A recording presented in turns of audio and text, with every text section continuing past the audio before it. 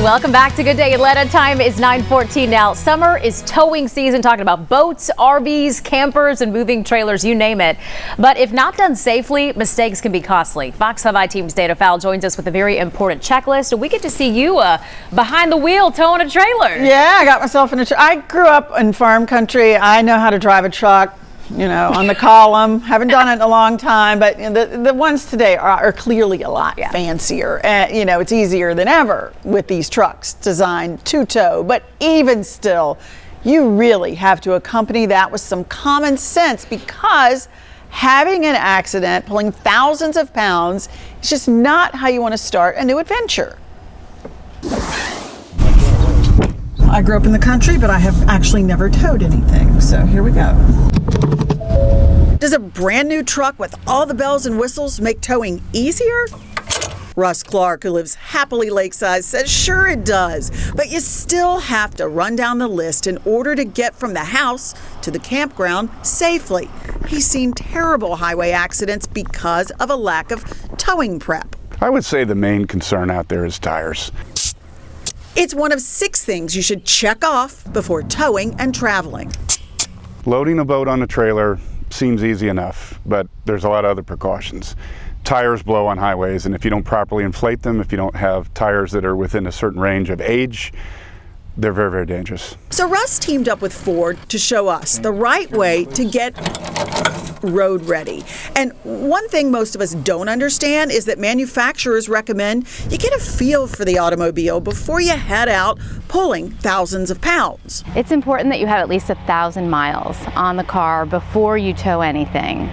And that's because you want to just break in the car. Number 3, balance the load you're pulling. 60% of the weight, she says, should be toward the front of the trailer, 40% on the back end, and all kept low to center of gravity.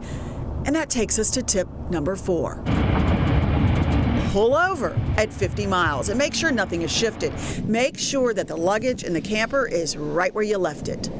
Next, remember you are towing a load. Watch that braking and merging. Russ Clark knows a newbie on the road when he sees one. They're driving the truck as if it was their car, and they don't realize they have 5,000 or 6,000 pounds behind them, plus the truck weighs 6,000. Now you're at 12 and you're on somebody 2 feet off their bumper. It won't stop the same as it will if it was unloaded. And finally, 6 on your checklist so that you can safely tow your college kids' things to that apartment this fall is... You can downshift into a lower gear, which will help kind of slow down the vehicle.